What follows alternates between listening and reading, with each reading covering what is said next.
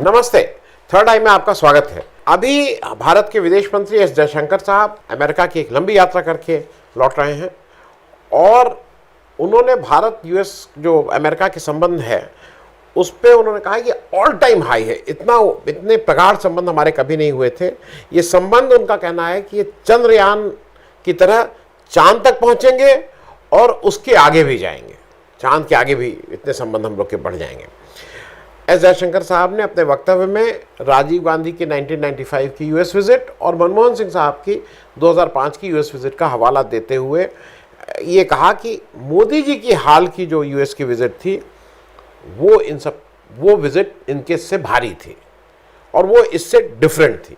हालांकि उन्होंने बहुत केयरफुली नेहरू जी और इंदिरा गांधी के बात नहीं की क्योंकि वहाँ पे मामला कंपैरिजन दूसरा होने लग जाता। खैर, उन्होंने कहा ये विजिट डिफरेंस थी और डिफरेंस उन्होंने बताया कि ऑप्टिक्स के डिफरेंस है। अब ऑप्टिक्स का आप समझिए क्या है।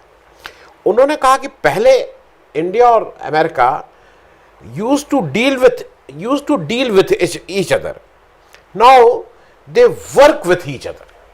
मतलब शब्दों का वो पहले आपस में बात करते थे, अब वो एक साथ, मतलब मालूम नहीं क्या शब्दों का भ्रमजाल धीरे धीरे मुझे ऐसा लगने लगा है एस जयशंकर साहब क्या नेता के लिए ज्यादा उपयुक्त थे बनस्पत डिप्लोमेट के, क्योंकि शब्दों का सिर्फ भ्रमजाल, या डिप्लोमेट जीवन भर यही भ्रमजाल बुनता रहता है और वो अपनी पॉलिटिकल लीडरशिप को इसी भ्रमजाल में फंसा के रखता है कि देखिए क्या शब्द का बढ़िया। पहले India Pakistan were dealing with each other, now we work with each other. अब इसी में वाह वाह वाह वाह नेताजी खुश होके शाबाशी देंगे। आपको एक और चीज बता दें, अभी नहीं थी सबसे प्रगाढ़ ये चंद्रमा नहीं, मेरे ख्याल में सूर्य पे ऑलरेडी पहुंच चुकी थी जब हमारे मोदी जी ने अमेरिका के प्रेसिडेंशियल इलेक्शन में कन्विंसिंग भी कर दी जाके। अब की बार मोदी ट्रंप सरकार, उससे प्रगाढ़ तो मेरे हिसाब से ये सब तो उसके सामने कुछ नहीं है। एक याद और रखिएगा, ये जो बाइडेन साहब है ना, ये क्या चीज है, इनको इतनी जल्दी सर्टिफिकेट मत दीजिए। आपके यहाँ जब बाइडेन आए थे तो पुरानी बातों को याद रखते हुए 2 साल तक उन्होंने कोई एम्बेसडर नहीं नियुक्त किया था इंडिया में। मैंने सिर्फ याद दिलाने के लिए कहा। अब अंतर्राष्ट्रीय जगत की कुछ हालिया घटनाओं से इसलिए आपको रूबरू कर दूं जिसने भारत की छवि और संबंध में कितना सुधार किया है ये स्पष्ट हो जाएगा। अमेरिका और एस जयशंकर साहब की बात फिर अंत में करेंगे, लेकिन उससे पहले 3-4 जल्दी आपके साथ शेयर कर लूँ। सबसे पहले कनाडा की बात, क्योंकि कनाडा के साथ जो अभी हुआ, कनाडा का मामला क्या हुआ अभी हाल के दिनों में। वहाँ पे एक खालिस्तानी एक्टिविस्ट निज्जर साहब हैं, निज्जर की हत्या होती है, मार दिए गए। उसके बाद G20 का हमारे यहाँ आयोजन होता है। जब G20 जैसा कहा जाता है, जब यहाँ कनाडा के प्राइम मिनिस्टर ट्रूडो जी आए तो उनसे हमारे यहाँ के लोगों ने कहा कि आप उस घटना की भर्त्सना कीजिए, निज्जर की भर्त्सना कीजिए, खालिस्तान की। उन्होंने वो कहने से मना कर दिया। उन्होंने कहा कि देखिए हमारे यहाँ लॉ ऑफ द लैंड है, हमारे यहाँ एक कानून है, उस कानून अपना काम करता है और बाकी किसी भी रेजिडेंट को राइट ऑफ एक्सप्रेशन है, वो अपनी बात कह सकता है। कुछ और बातें हुई जो मैं पहले भी कई वीडियोस में कह चुका हूँ। वापस जब ट्रूडो पहुँचते हैं तो यहाँ की बातों से इतने हाथ थे कि उन्होंने एक प्रेस कॉन्फ्रेंस की और उस प्रेस कॉन्फ्रेंस में उन्होंने स्पष्ट किया कि निज्जर की हत्या में इंडियन एजेंट्स का हाथ था। अब यहाँ पे तुरंत हल्ला मच गया। पहले उनके एक डिप्लोमेट को हमने निकाल दिया, फिर उन्होंने डिप्लोमेट का, फिर हमने उनका वीसा, कनाडा से जो लोग इंडिया आना चाहते हैं उनका वीसा देना बंद कर दिया। इसका कोई मतलब था, लेकिन कर दिया ये सब, क्योंकि ये तो रिएक्शन था जो हमारे जयशंकर साहब कह रहे हैं ऑप्टिक्स, तो उस ऑप्टिक्स के चलते उन्होंने ये सब काम किए। उसके बाद क्या हुआ कि अमेरिका ने भी कहा कि नहीं, इसका इंटेल, इसकी सूचना हम ही लोगों ने कनाडा को दी थी और G20 के पहले भी ये बातें में भी डिस्कस हुई थी भारतीय नेताओं के साथ। ये साफ साफ कहा गया। भारत का रिएक्शन जो था वो मैंने आपको बता दिया, बिल्कुल अजीब सा था। आज इंडियन एक्सप्रेस में शुभाजीत रॉय की एक रिपोर्ट छपी है जिसमें उन्होंने साफ साफ बताया है कि यूएस के जो secretary of state Blinken, US के national security adviser Sullivan, US के एम्बेसडर टू इंडिया गारसिटी और यूएस के ambassador to Canada David Cohen, इन सब लोगों ने मिलके भारत को ये सीख दी है कि भाई सबने इंडिया से कहा है कि आप इस पूरे मामले में अपना सहयोग करिए इस जांच में। भारत के साथ खड़े नहीं हुए हैं, भारत से कहा है कि आप अपना इस जांच में सहयोग किए, और कनाडा से कहा है कि भाई आप इतनी जल्दबाजी में कोई वक्तव्य न दें। हालांकि जल्दबाजी किसकी तरफ से दिखाई गई ये थोड़ा सोचने की बात है। कनाडा ने हमारा वीसा नहीं बंद किया, लेकिन हमने उनका वीसा बंद कर दिया। अब एक चीज बिल्कुल क्लियर है, जो वर्ड यूज किए गए हैं कि अमेरिका जो है वो कनाडा का एलाई है, और इंडिया को वो कहते हैं कि वो इनका स्ट्रैटेजिक पार्टनर है। और जो सबसे अजीब सी बात है, इस सारे इंडिया और कनाडा के विवाद में मध्यस्थता कौन कर रहा है? अमेरिका कह रहा है कि वो, अमेरिका को ऐसा माना जा रहा है कि वो मध्यस्थता कर रहा है। दो चीजें समझ लीजिए, क्योंकि ये चीजें फिर बाकी चीज समझने। अमेरिका की कुल आबादी 34 करोड़ है, वहां पे people with Indian origin, PIO बोलते हैं, NRI नहीं, people with Indian origin 3.2 million है। 3.2 मिलियन का मतलब 32 लाख है। 32 लाख का मतलब 34 करोड़ में 32 लाख 1% से कम आबादी PIO की है। कनाडा की कुल आबादी 3.82 करोड़ से 3 करोड़ 82 लाख। वहां के PIO कितने हैं? People with Indian origin 1.5 million, 15 lakh. करीब करीब कितने हुए? करीब करीब 4% है। अमेरिका में 1%, यहाँ 4%। तो यहाँ वो एक उनकी राजनीति का, उनके समाज का, उनकी अर्थनीति का, उनके किसी का भी ये ज़्यादा बड़ा हिस्सा है एज कम्पेयर टू अमेरिका, और मध्यस्थता कर रहा है अमेरिका। एक चीज़ और ध्यान रखिएगा कि इस पूरे विवाद में आपने कहीं सुना कि कोई G7 का, G20 का, NATO का कोई सदस्य भारत के पक्ष में बोला हो? मतलब मैं ये इसलिए कह रहा हूँ कि ये जरा समझने वाली बात है। और एक चीज़ और, जब आप इस तरह की बात करते हैं ना कि आप उसको करिए, उसकी भर्त्सना कीजिए, हरदम ध्यान रखिएगा, जो मैं पहले भी कहता रहा हूँ, मैं फिर याद दिला दूँ, भारत की सीमा के अंदर से नेपाल की पूरी क्रांति, नेपाल का पूरा मूवमेंट, कोइराला जी बनारस में रह के चलाते हैं, सबको पता था, यहाँ से स्टेटमेंट देते थे, प्रेस कॉन्फ्रेंस करते थे, पूरा मूवमेंट यहाँ से चला। बांग्लादेश की आज़ादी का पूरा कार्यक्रम यहाँ से तय हुआ, यहीं से हमने सब किया। बर्मा का जो मुक्ति वो था, जब आंग सांग सुई जब अरेस्ट थी, वो जॉर्ज फर्नांडिस के घर में ऑफिस तक उनका बना हुआ था, सबको पता था, यहीं से स्टेटमेंट होते थे। ये बात मैं सिर्फ आपको इसलिए कह रहा हूं कि याद दिलाने के लिए रहा हूं। तिब्बत का आंदोलन आज तक चल रहा है, पिछले 25, 30, 40 साल से तिब्बत अपनी आज़ादी की बात हमारे यहाँ से कर रहा है। तो आप जब अपनी धरती पे ये सब बात कर सकते हैं, तो भाई वो उनका देश है, आप हर देश में क्यों टांग अड़ा रहे हैं? क्यों जल्दी जल्दी बिना बात के इन चीज़ों को तूल दे रहे हैं जिसका कोई मतलब नहीं है? एक ध्यान रखिएगा, आपकी इस जल्दबाजी से होता क्या है, US एम्बेसडर जो पाकिस्तान में है, वो पाक ऑक्युपाइड कश्मीर में जाते हैं और वहां पे वो इसको कहते हैं कि आज़ाद कश्मीर है, मतलब वो वहां विजिट कर रहे हैं। इंडिया में जो US के एम्बेसडर कहते हैं क्या दिक्कत है भाई उनके वहां जाने से? जब इंडिया प्रोटेस्ट करती है, कहते हैं नहीं कोई दिक्कत नहीं है, हम भी तो श्रीनगर गए थे। मतलब वो कहीं ना कहीं कश्मीर को एक विवादित उसकी तरह से ये ट्रीट कर रहे हैं, और हम कह रहे हैं कि हम चांद के आगे हमारा उनका सहयोग चला जाएगा। चांद के आगे सूरज में जाने से चीजें जल जाएंगी, भस्म हो जाएंगी। अब एक और चीज है जो आज एक इंपॉर्टेंट चीज है, आपको जाननी चाहिए। अफगानिस्तान का जो दूतावास भारत में था वो बंद कर दिया गया, 1 अक्टूबर को ऑफिशियली क्लोज्ड। एक समय अफगानिस्तान हमारा हिस्सा था। जब हम अखंड भारत की बात करते हैं, जब एक अखंड भारत होगा उसमें अफगानिस्तान हमारा हिस्सा होगा, लेकिन उसका दूतावास हमारा यहाँ से चला गया। और उसने वक्तव्य क्या दिया है? Lack of support from the government. उसने कहा lack of support from Indian government, ये उसका कारण है यहाँ से जाने का, उसका कारण। और उसने कहा है, उसने फिर स्पेसिफिक किया, उसने कहा जैसे वीसा रिन्यूअल की बात होती है हमारे डिप्लोमेट्स की, वो तक भारत सरकार टाइम से नहीं करती है। उसने साफ साफ आपके ऊपर आरोप लगाया है। अब इंडियन फॉरेन मिनिस्ट्री ने कारण दिए हैं कि उनके अपने कारण हैं। उन्होंने कहा कि वो अपना दूतावास बंद कर रहे हैं, पर जो कारण भारत ने कहा है कि नहीं, इस कारण से उसको अफगान एम्बेसी के ऑफिशियल उससे कहा गया है कि it is a baseless claim. India के जो क्लेम किया गया कि इस वजह से बंद हो रहा है, और उन्होंने कहा है र्यूमर्स आर अनफाउंडेड। इस तरह की बात उन्होंने भारतीय वक्तव्य के लिए कही है।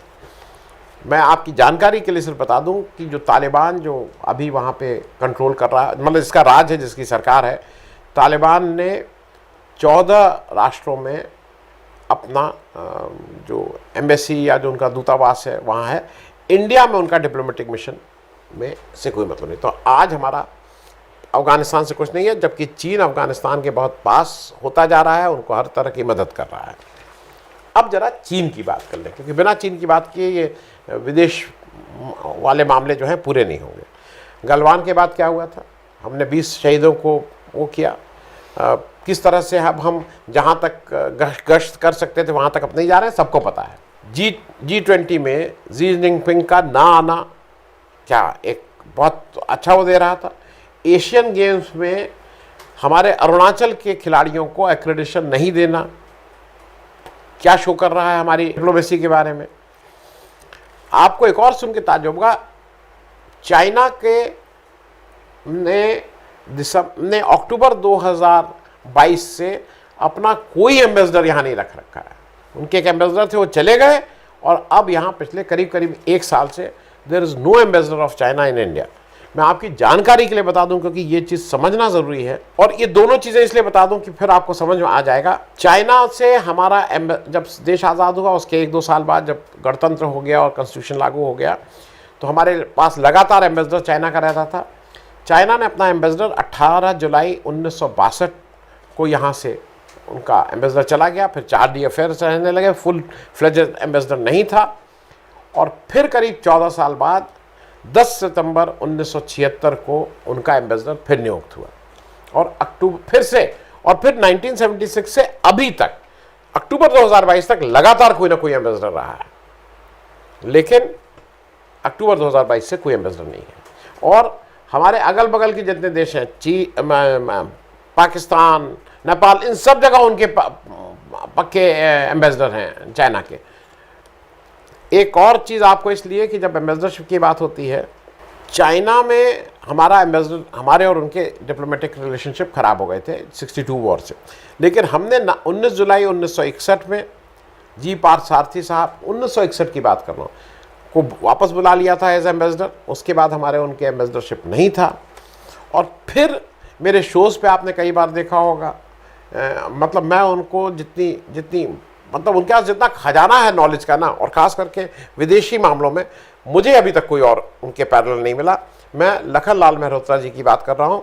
वो जब हिंदुस्तान की मतलब कोई वहाँ एम्बेसडर नहीं होता था, वो इंडियन फॉरेन सर्विसेज के ऑफिसर थे, वो फिर गए, उनको चाइना में पहले ब्रजेश मिश्रा जी थे, फिर लखन लाल मेहरोत्रा जी 12 अगस्त 1973 से 19 जून 1976 तक उन्होंने रहे, अथक परिश्रम किया, मौ से लेके सबसे बात की, और फिर इंडियन डिप्लोमेसी को वापस मतलब पहिए पटरी पे लाए।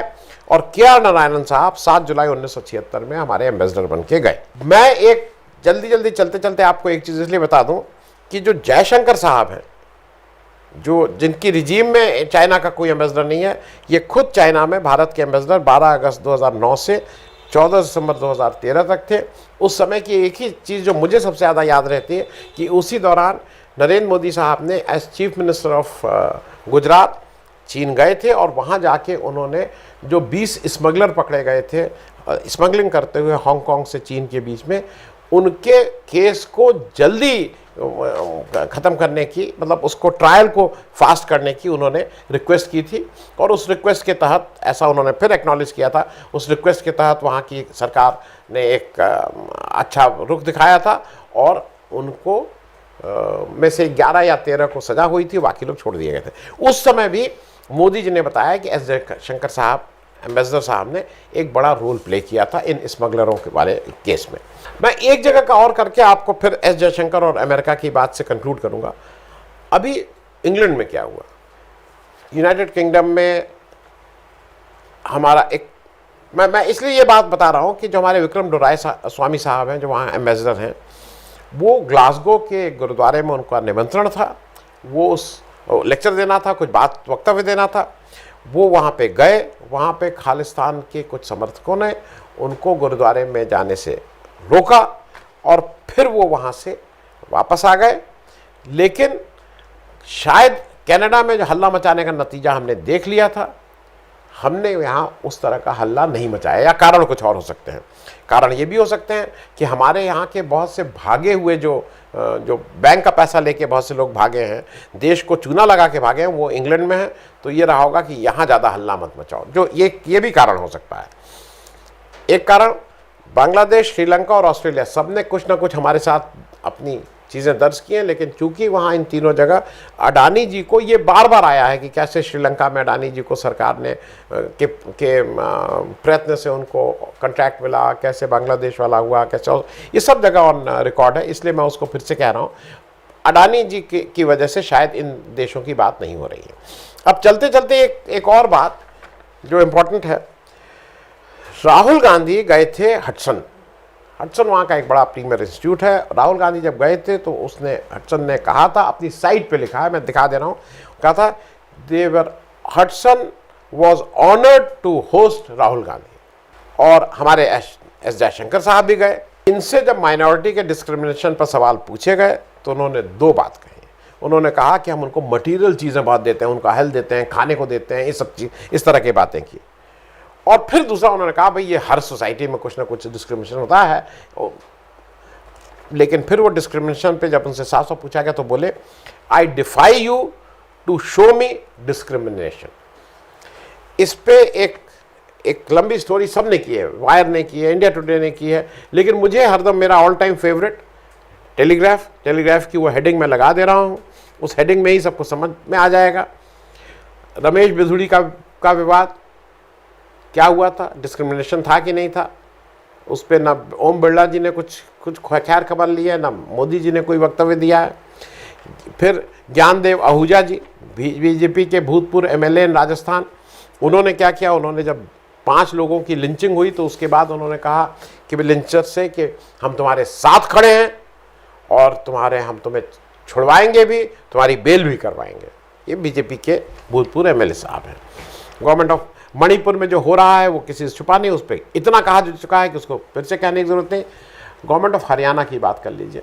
गवर्नमेंट ऑफ हरियाणा में जिस तरह से बीजेपी ने जो रोल प्ले किया है, उसमें जो वहाँ की जो पंजाब और हरियाणा हाई कोर्ट ने कहा कि ये जो आप केवल मुसलमानों का घर नूह में गिरा रहे हैं, उसने कहा एथनिक क्लींजिंग की बात की, that is really being done, और बेंच ने फिर उसको रुकवाया।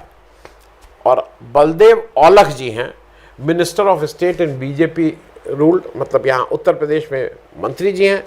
उन्होंने कहा कि मुसलमान चूँकि बीजेपी को बैक नहीं करते हैं, इसलिए बुलडोज़र उनके यहाँ ज़्यादा तेज़ चलता है।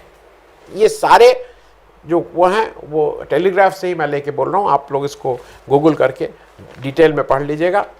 लेकिन एस जयशंकर साहब अमेरिका जो गए थे, मतलब मुझे बार बार ये लग रहा है कि हमारे विदेश पूरी नीति की जो सबसे कमज़ोर कड़ी हैं वो एस जयशंकर साहब हैं, क्योंकि वो भी जोश में आके नेता जैसे मारो मारो, भागो भागो, हल्ला बोलो, ठीक कर देंगे, घर में घुस के मारेंगे, इस तरह की बातें करते हैं, जो शायद किसी भी डिप्लोमेट के लिए करने से देश को उसका एक बहुत बड़ा प्राइज़ देना होता है। वो कैसे भूल जाते हैं मुझे नहीं पता। Thank you so much.